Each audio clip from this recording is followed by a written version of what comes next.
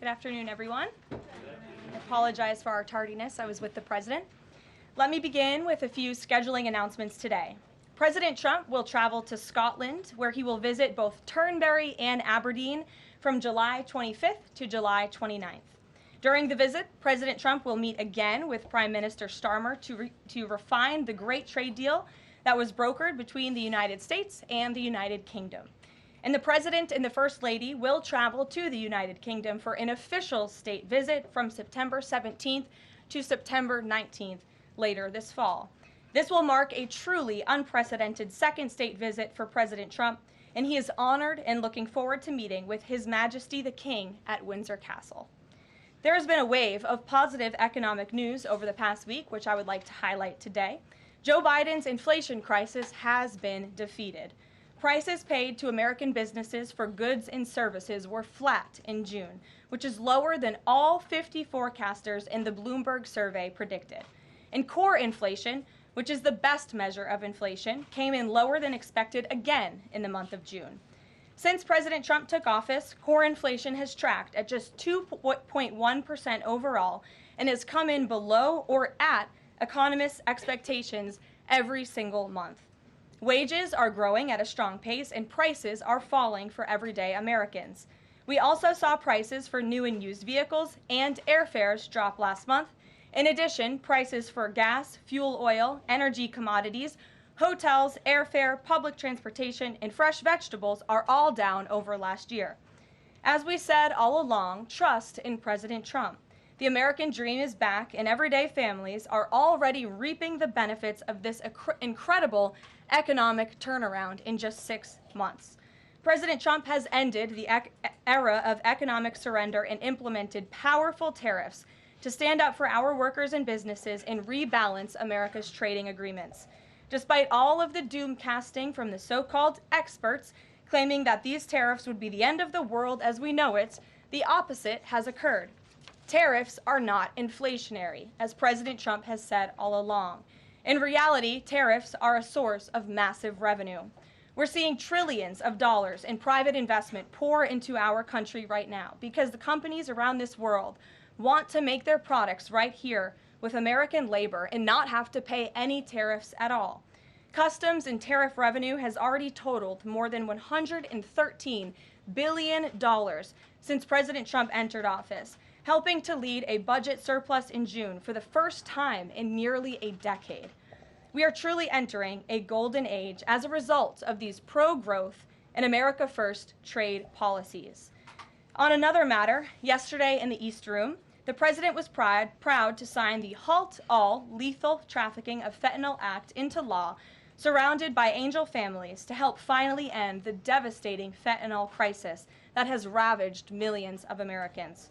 Under the Halt Fentanyl Act, anyone who possesses, imports, distributes, or manufactures any illicit fentanyl-related substances will be subject to criminal prosecution in the same manner as any other Schedule I controlled substance. This legislation will close the loopholes that criminals use to skirt around the law and make it easier for law enforcement to prosecute vicious traffickers who peddle poison in our communities. President Trump has always made tackling the drug crisis a top priority, and this important bipartisan legislation further follows through on that commitment. The complete and total success at our southern border that many in the media in this room continue to ignore is another example of the President keeping his word to families who have lost loved ones due to fentanyl, and it's another win for the American people. Customs and Border Protection just released the final operationalized stats for the month of June, and I must highlight some of these incredible numbers. There were only 6,072 Southwest apprehensions in June, 15% lower than the previous record that this president set in the month of March. To put that in perspective, the Biden administration routinely saw the same number of encounters in a single day, and on many days, that number was more than 10,000 apprehensions at the Southwest border. There were also 0 illegal aliens released along the Southwest border for the second consecutive month in a row. President Trump promised to end the illegal alien invasion, and he has delivered on that promise to the American people in record time. With the border sealed, deportations are ramping up. This past weekend, our brave ICE agents were arresting violent criminal illegal aliens all across the country. ICE Atlanta arrested an illegal alien from Mexico, convicted of attempted rape of a child in North Carolina. ICE Baltimore arrested an illegal alien from Guatemala who was previously convicted for sexual abuse of a minor in Maryland. ICE Houston arrested a criminal illegal alien from Mexico whose previous conviction includes aggravated sexual assault of a child in Texas. ICE Salt Lake City arrested a 32-year-old illegal criminal alien from Mexico who was previously convicted for child abuse and injury. ICE Baltimore arrested a criminal illegal alien from El Salvador convicted in Maryland for possession of child pornography. And ICE San Antonio arrested a criminal illegal alien from Mexico convicted of aggravated sexual assault in Texas.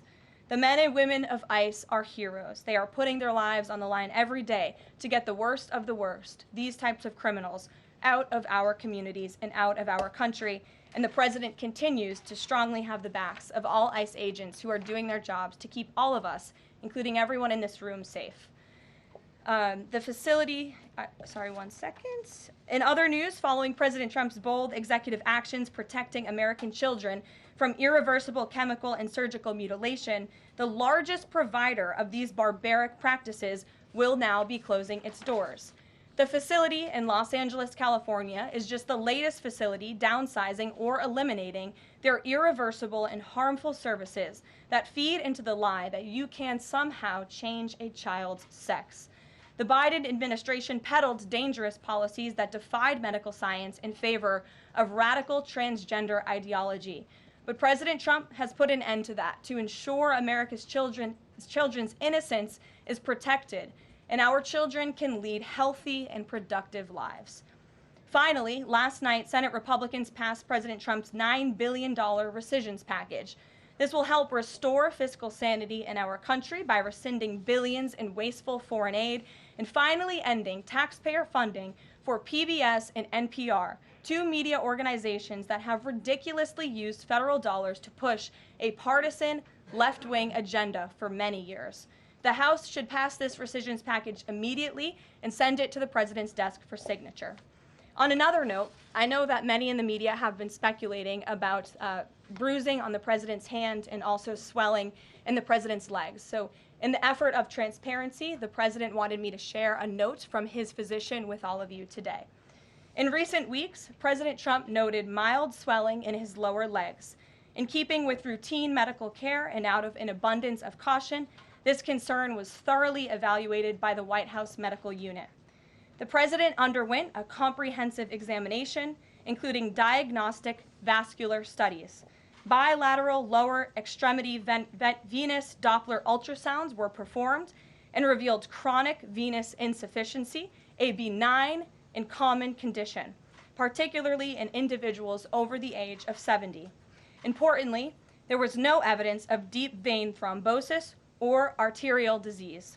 Laboratory testing included a complete blood count, comprehensive metabolic panel, coagulation profile, D-dimer, B-type natriuretic peptide, and cardiac biomarkers.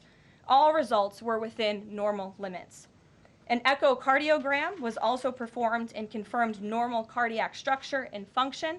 No signs of heart failure, renal impairment, or systemic illness were identified. Additionally, recent photos of the president have shown minor bruising on the back of his hand. This is consistent with minor soft tissue irritation from frequent handshaking and the use of aspirin, which is taken as part of a standard cardiovascular prevention regimen. This is a well-known and benign side effect of aspirin therapy. And the president remains in excellent health, which I think all of you witness on a daily basis here. So the president wanted me to share that note with all of you. I'm happy to take further questions on it. We will provide the memorandum from the president's physician to all of you, as we always do. And we'll get to questions. Here in our new media seat, we have Frank Corva, who's the White House correspondent for Bitcoin Magazine, which comes at a timely week with crypto legislation moving across Capitol Hill. So why don't you kick us off, Frank, and thanks for being with us. Thank you so much. We appreciate appreciate it, Ms. Leavitt. Sure. I was curious to hear if the President was in favor of removing any and all language around central bank digital currencies from the Genius Act, maybe as a means to get it across the line and get it on his desk. And then my second question was about something the President spoke about in this room. He talked about a $600 de minimis tax exemption for Bitcoin and other crypto spending. So I was just wondering if you could comment on those. Sure. Well, the President did signal his support for a de minimis exemption for crypto, and the administration continues to be in support of that. We are definitely receptive to it to make crypto payments easier and more efficient for those who seek to use crypto as simple as buying a cup of coffee. Of course, right now that cannot happen, but with the de minimis exemption, perhaps it could in the future, and we will continue to explore legislative solutions to accomplish that. As for the central bank digital currency and the Genius Act, which you noted has passed through Congress and will be sent to the President's desk. I believe the House is voting on it. If they haven't, they should be passing it. We know we have the votes, and we expect it to get to the President's desk, and we are planning a signing ceremony tomorrow afternoon. All of you will get more details on that. This piece of legislation is going to make America the crypto capital of the world, and that's what the President promised. As for a central bank digital currency, the President opposes that. He made that promise to the American people on the campaign, and while it's not in this specific piece of legislation, he did sign a January executive order banning a central bank digital currency. The administration supports Congress's efforts to codify that executive order into law, and I believe there will be future pieces of legislation in regards to crypto that will be moving through Capitol Hill. The President looks forward to signing them, and he looks forward to the signing ceremony this afternoon. So thank you for being with us today. Sure. Jackie. Thank you, Karoline. There's been a lot of discussion about the Epstein files and the President's comments yesterday calling it a hoax. Can you clarify which part of the Epstein hoax is the hoax part? The President is referring to the fact that Democrats have now seized on this as if they ever wanted transparency when it comes to Jeffrey Epstein, which is an asinine suggestion for any Democrat to make. The Democrats had control of this building, the White House, for 4 years, and they didn't do a dang thing when it came to transparency in regards to Jeffrey Epstein and his heinous crimes. It was this President who directed the Department of Justice and the Attorney General to do an exhaustive review of all files related to Jeffrey Epstein, which they did. The Attorney General and the FBI, led by Pam Bondi, Dan Bongino, Kash Patel, these are great patriots, some of the most trusted voices in the Republican Party movement. It's part of the reason the President appointed them to these high law enforcement positions, and they spent many months going through all of the files related to Jeffrey Epstein, and they concluded what they found in that memo, which they drafted and they released. And so the President has been transparent. He has followed through on his promises to the American people, but he doesn't like to see Democrats and the mainstream media covering this like it's the biggest story that the American people care about. The President has been working so hard this week. On Tuesday, he went to Pennsylvania, where he secured $90 billion in investments for the Commonwealth, for the people of that state. After that, he came back to the Oval Office at 8 p.m. He went in there to whip votes to get the Genius Act signed into law. And because of his efforts, that bill is now going to be signed and passed. The following day, yesterday, he meets with a foreign leader, the King of Bahrain, to secure more investments into this country. And then yesterday afternoon, the President is in the East Room of the White House mourning with parents who have lost their children because of fentanyl, signing a bipartisan piece of legislation. And not a single cable network in this country took that event live and covered that event like they should. Those are the issues the President cares about. What could be more important to the American people than helping families who have lost their children? Those are the issues this President is going to remain focused on. I understand he wants to move on from this story, but you do have some prominent figures, including the Senate Majority Leader, the House Speaker, voicing support for the files to come out. Representative Massey collecting signatures that would force a discharge petition for a vote on the floor for this. It doesn't seem to be going away. What is stopping the administration from just redacting any sensitive information, grand jury information, and putting out what is appropriate so that the American people can decide and then let this story die? Well, in terms of redactions or grand jury seals, those are questions for the Department of Justice. Those are also questions for the judges who have that information under a seal. And that would have to be requested, and a judge would have to approve it. That's out of the President's control. He has said, in agreement with some of the leaders on Capitol Hill, that if the Attorney General and the Department of Justice come across any other credible evidence, they should provide that to the American people. The President has said that, and he agrees with them on that. Why did you fire Maureen Comey? The Department of Justice did, and I would defer you to them. Dasha. Has the White House been directly in touch with some of the MAGA influencers that are still not satisfied with the administration's handling? And has the message to them been similar to what the president has said, which is sort of either let this go or we don't need your support? Well, look, the president and this team are always in contact with the president's supporters with voices of many kinds on both sides of the aisle. I think that's part of the reason this president is a great president, because he's willing to listen and hear other people's perspectives. But ultimately, he has led this country, not just over the past 6 months to historic success, but also through his first 4 years as president. And as the leader and the creator of the MAGA movement, he has led through these perilous times for our country based on instinct and in the best interest of the country. And as I always say, the American people should trust in President Trump. John, Fed Chair. go ahead, John.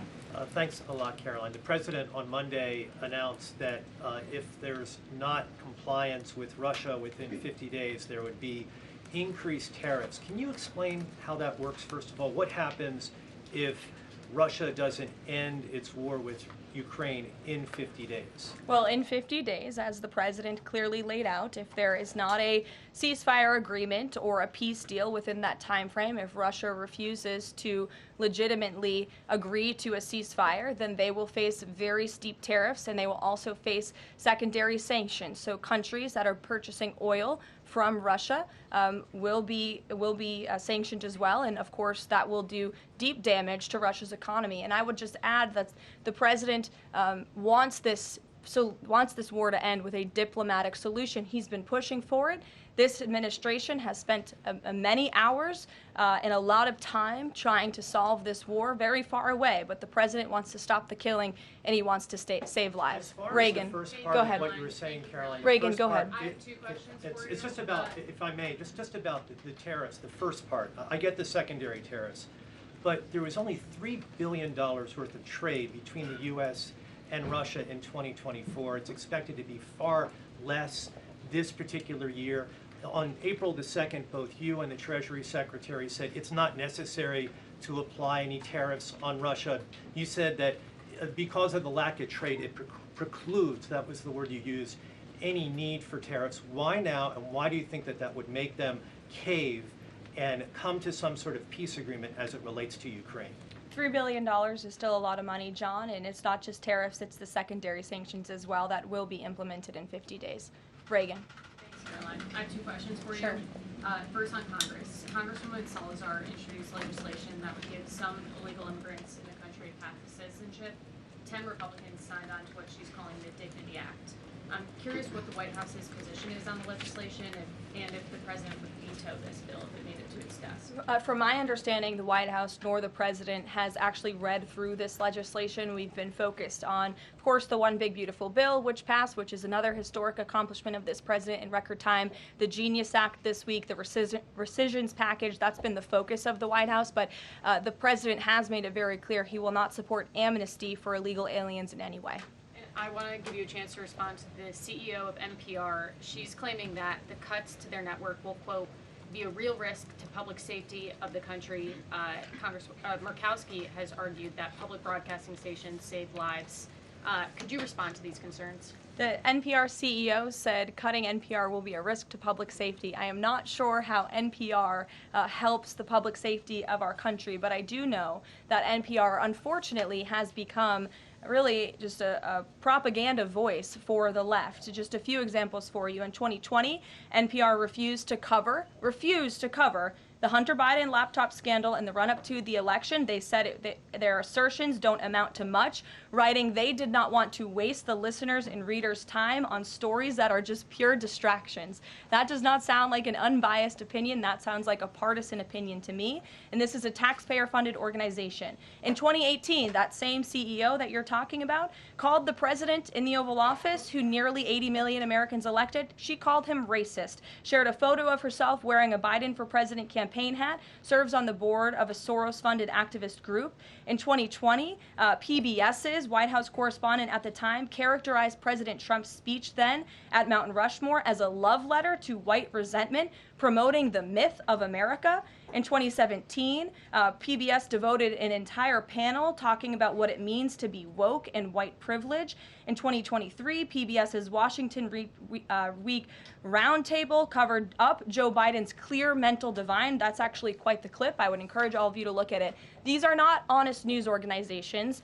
These are partisan, left-wing outlets that are funded by the taxpayers. And this administration does not believe it's a good use of the taxpayers' time and money.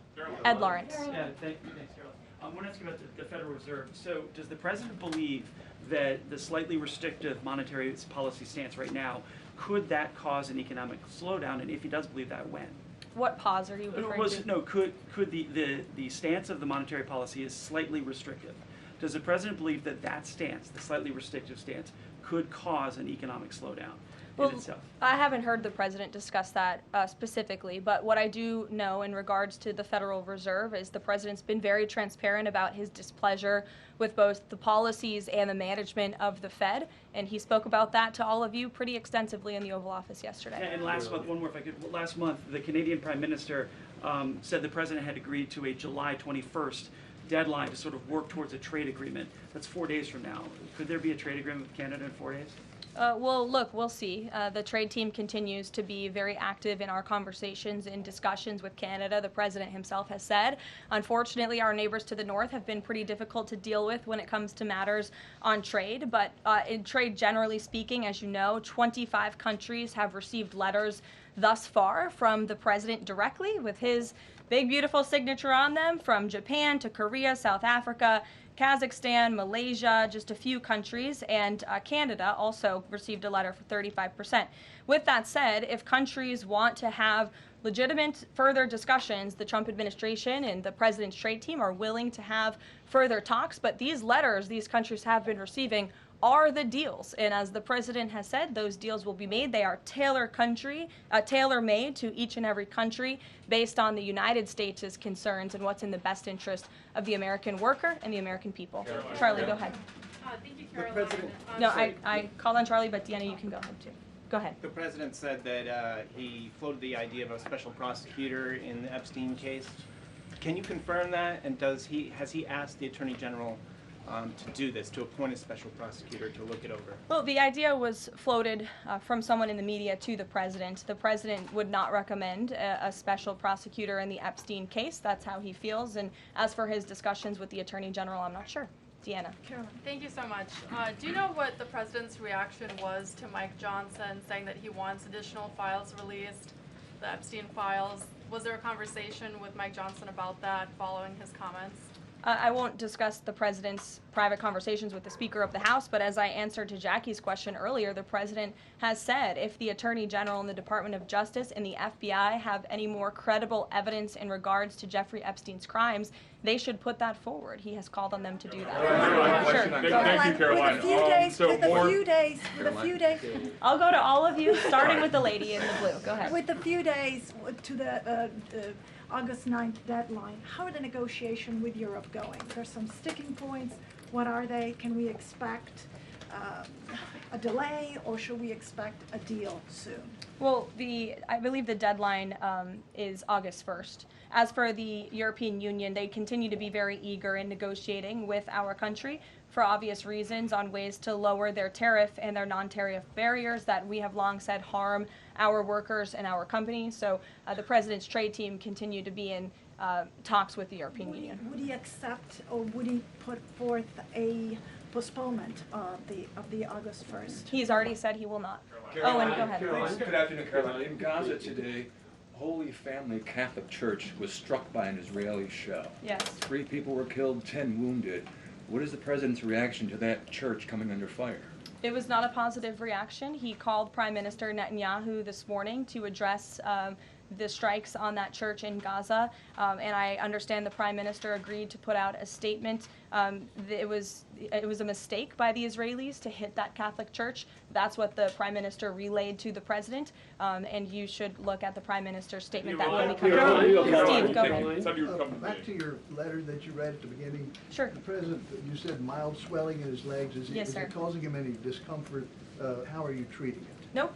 No discomfort from the president at all, and you probably all see that on a day-to-day basis. He's working around the clock. As for the treatments, I can defer to the president's physician, and we'll get you this letter. I think it will answer all your questions. Caroline. There are reports that a Chinese-born banker who works in Atlanta for Wells Fargo is being prevented from leaving China. Has the president, is he going to bring this up with President Xi? Are you aware of the case? I'm not aware of the case, but I'm sure our National Security Council team is. Steve will get you some answers on that. Kristen. Thank you, Caroline. Two questions. So the first is that President Trump said that the Attorney General only gave him a brief overview of what was in these Epstein files. Does he have knowledge or an understanding of what is in the files related to Epstein that have not been released? Not to my knowledge, and that's a question for the Attorney General, as I said, and the President has told the Attorney General if they have any more credible evidence, they should release it. Is that evidence, would she have to run that by the President before she released it? I don't think so. He said if she has any more credible evidence, she should release it. Your Honor. Go ahead. Thank you. Go ahead, yes. Great. Thank you, Caroline. Two questions. One, today. And you can go ahead, Andrew. Don't worry. Today, tens of thousands of folks are rallying nationwide to honor the legacy of Congressman John Lewis. Meanwhile, Republicans in Texas reportedly are working to redraw congressional maps at President Trump's urging. How is President Trump reconciling his call to action for Texas Republicans with the legacy of Representative John Lewis? I'm not quite sure how the two things are related. I think the president would agree that John Lewis served our country for many, many years. It has nothing to do with the redistricting efforts that are currently underway by Texas Republicans to add seats to their legislature. They have the right to do that. The president spoke to the congressmen and women who serve the great state of Texas about it, but it's up to them and it's up to their legislature to get that approved. And Caroline, this is the second question. And Go does ahead. the president support the Justice Department's request for just 1 day in jail for the officer convicted in Breonna Taylor's killing? And what message does he believe that sends to her family and to other families seeking justice in cases of police violence? I haven't talked to the president about that case. Go ahead. Just the president, when the president met the interim president of Syria a couple of months ago, he described him as a young, tough, attractive guy. After the latest clashes in Syria over the last few days, does President Trump still support Syria's interim president?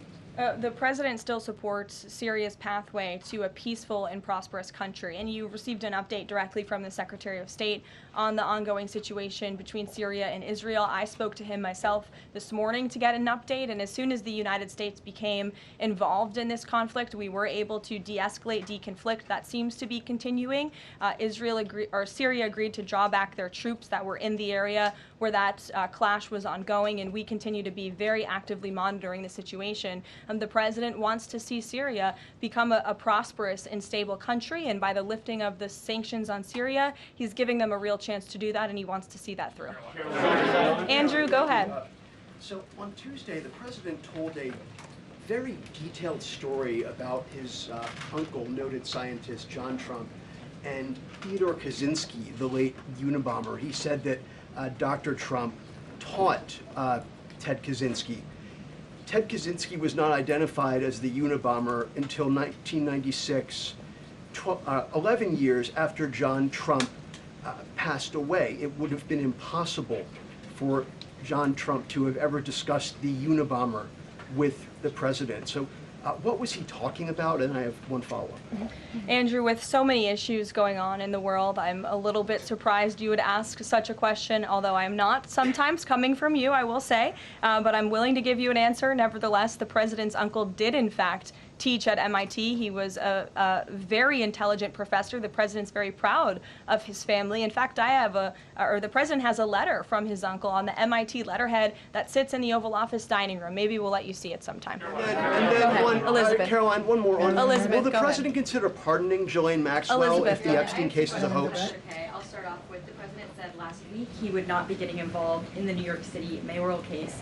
If that mayoral race, if that's still the case, given his history drawing a large crowd in New York City, what's his reason for staying out of it in that way? Well, look, I think the president reserves the right to get involved in races or not get involved in races, and he's made the decision not to weigh in on the New York mayoral race, as you rightly pointed out, although he has gone as far to say he absolutely does not want to see Zemdami, elected, who is a known communist who supports the abolishment of private property, the defunding of police.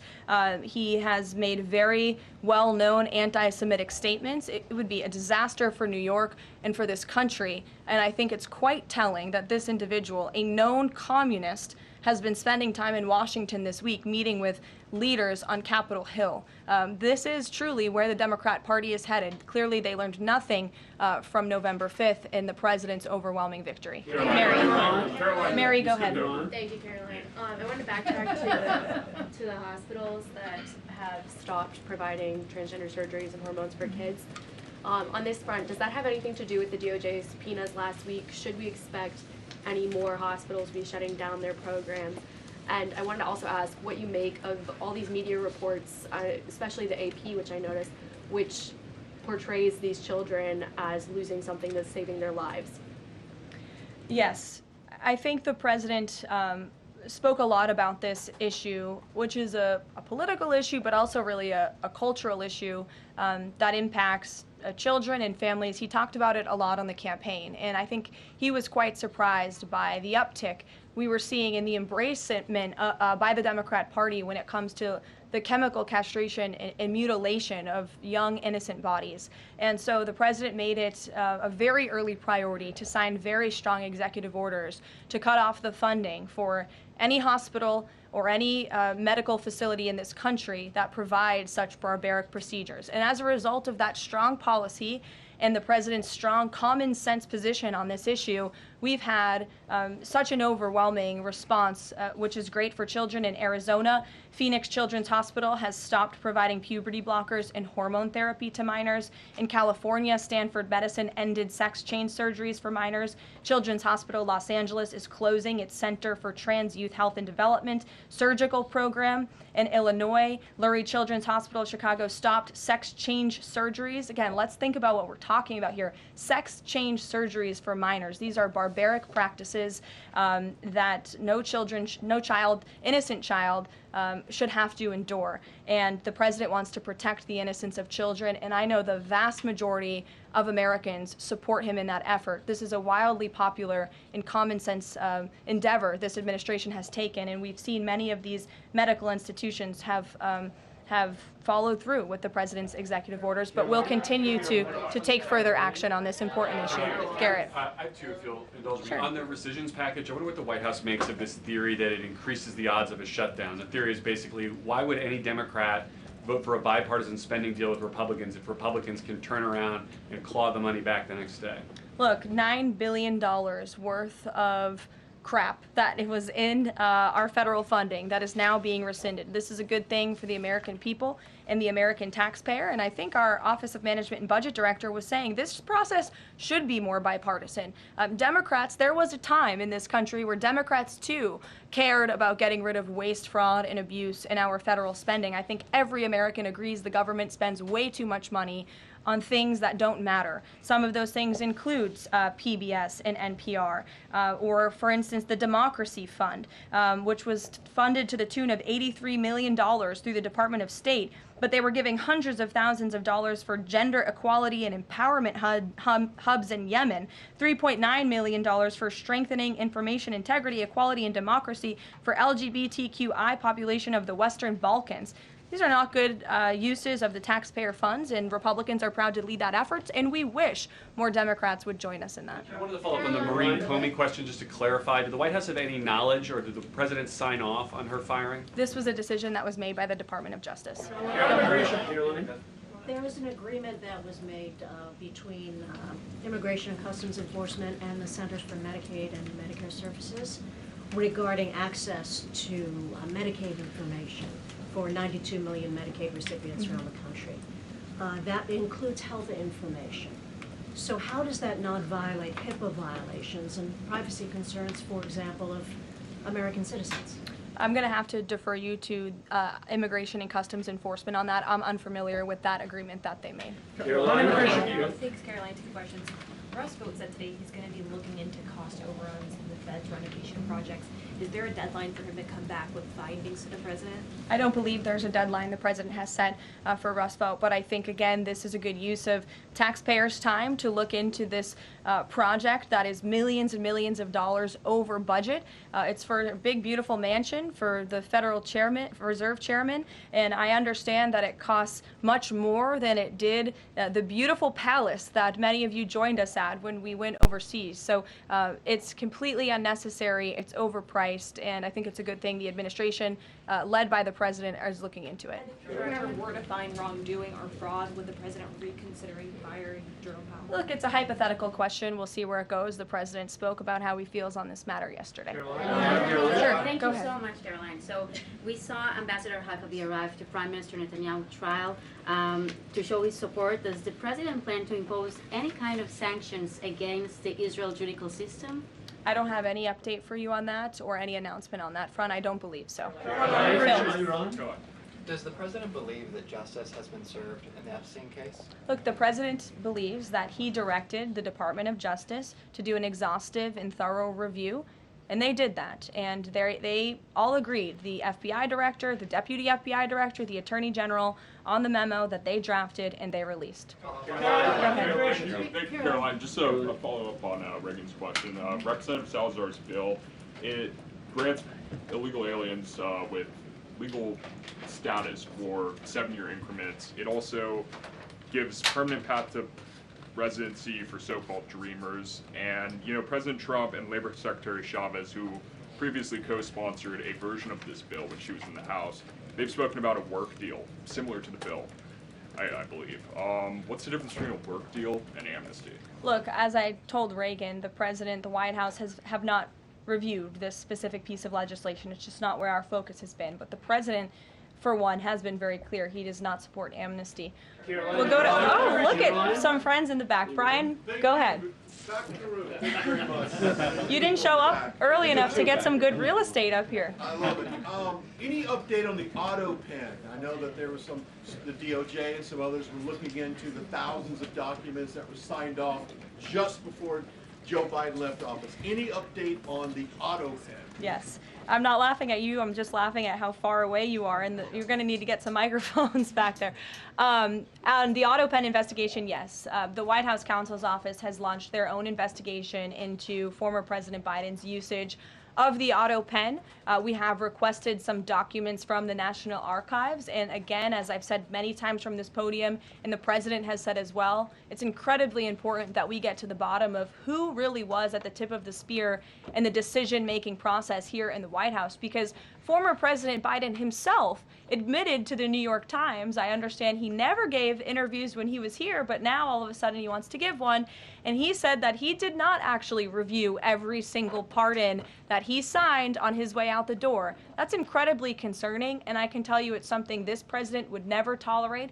This is a president who is signing things all the time. Any document that has legal implications, this president's signature is on it because he's the one making the decisions. It does not appear that was the truth in the previous White House, and I know the American people want to receive answers on who was running the show, because the decisions that were made in this place really destroyed our country, and we deserve to get to the bottom of it. Mark, in the back. Thanks. Some Christian groups are complaining that they are not able to get visas as quickly to travel to Israel, and it's been elevated to Ambassador Huckabee's station. Is the White House aware of that? Does it have any reaction to that? And is that part of the president's disappointment with Netanyahu's government? Look, I'm not aware of that, Mark, but I'm sure, again, our National Security Council is, and also the State Department. As you know, travel visas roll through Secretary Rubio's shop over there, whom we work very closely with, so we will check in on the matter. But I know overall this president and the administration do want to streamline the visa process to make it easier for both Americans who want to travel abroad and people abroad who want to come to our country the legal way. Sure. Go ahead. I was going to the gentleman above you, but go ahead, Libby, and then you can go. Sorry. Okay. Two questions for you. The first is, during the Hill Nation Summit, Secretary Noem suggested there could be some changes to TSA's liquid limits. Mm-hmm. Is the President aware of that? Is that an idea that he's backing? And what would that timeline and the changes look like? Sure. I would defer you to the Department of Homeland Security, but I did see Secretary Noem's comments, and I think it's great that on day one she asked TSA, what are we doing right? What are we doing wrong? How can we make air travel more efficient while maintaining utmost security for American passengers and travelers? And I know they announced no more shoes, or you don't need to take off your shoes anymore at the airport, which I think is welcome news to all of us who travel a lot. But further guidance or decisions, of course, that's in the Secretary of Homeland Security's overview, and I would defer to her. And the other question for you is on Bondi and Burgum's trip today to Alcatraz. I'm curious what the funding is going to look like for that, and who the President does want to see incarcerated there, if it were to become. Sure. Well, this was an idea of the President. He spoke about it in May, and he directed his administration to review a reopening plan for Alcatraz if it is possible, which is why the Attorney General and the Secretary of Interior have traveled there today. They are touring the site, and if the Alcatraz prison is reopened, it would be under the purview of the Bureau of Prisons. And the Secretary of Interior also would play a big role in this as well. So they're there to review the site today, and I'm sure you'll hear more from them on it later. And just to follow up, Libby, on who the President wants to see housed in Alcatraz, the worst of the worst criminals in this country, both American criminals who convict heinous crimes, but also illegal alien criminals before deportation as well. Sure. Go ahead. The State Department yesterday urged the Chinese Communist Party to cease its campaign to eradicate Falun Gong, a peaceful spiritual practice. With the anniversary of this brutal persecution approaching, does the White House have a message for the CCP on this? Well, I will get you one, and we will get back to you. Sure. Go ahead. We'll take. Go ahead, and then go ahead. Sure. I've never called on you. Why don't you go ahead? In the red tie. Hello. Dr. Harper behind. Thank you. Yes. Go ahead. Go ahead. Me, thanks. Yes. Thank you, Karoline. Yes, you. What's your name? My name is Matias. Thank you. What's your outlet? I'm from Record TV, Brazil. Great. Brazil's President Lula recently said that President Trump was elected to govern the United States and not to act as the emperor of the world. And he also emphasized that Brazil is open to negotiation. I'd like to hear what you have to say about it, what the administration has to say about it, and specifically what areas are currently open to negotiation in the light of the 50% tariffs that were announced. Sure. The President is certainly not trying to be the emperor of the world. He is a strong president for the United States of America, and he's also the leader of the free world.